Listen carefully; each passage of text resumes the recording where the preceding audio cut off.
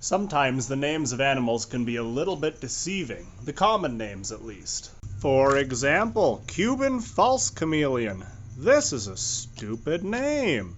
They're called that because if you take a look at him, he's got kind of a chameleon-esque head. He's got that nice ridge on top. He's got those eyes that can look independently in different directions. But he's no chameleon. Nor is he trying to mimic a chameleon. There's not a lot of selection advantage to pretending to be a chameleon because they're actually just kind of delicate little critters. They're just called that in English because that's what we've decided to call them. They're a species of anole. If you're familiar with green anoles, they're more closely related to that than they are a chameleon.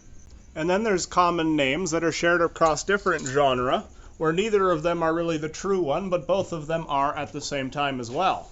Hognose snakes have picked up a lot of popularity in the hobby, and what is most frequently known is the western or plains hognose snake. That's what's most commonly kept. Now this is a Malagasy giant hognose. You gonna come out and say hi? Oh, there's your pointy bit. There he is.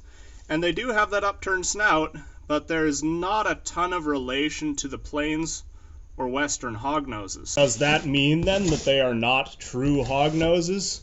Well, not necessarily, because neither are plains hognoses. Here, where we have plains hognoses in the wild, well, not quite here, but a little bit east of us, we would call that a hognose. That's the first thing that comes to mind when hognose is mentioned. But if you live in Madagascar, a Madagascar giant hognose might be the first thing that comes to mind. And so we use something called binomial nomenclature, which really narrows down specifically one actual name for that species that's often really hard to pronounce. Sometimes it's not.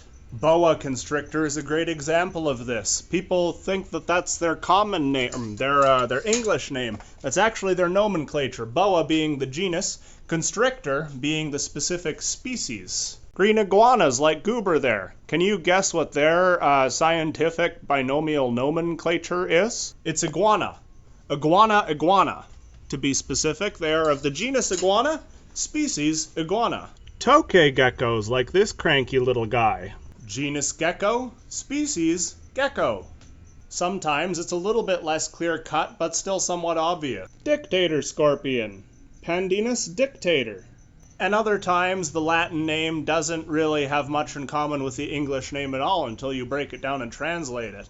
Like the green bottle blue tarantula, the Chromatopelma cyanopubescens.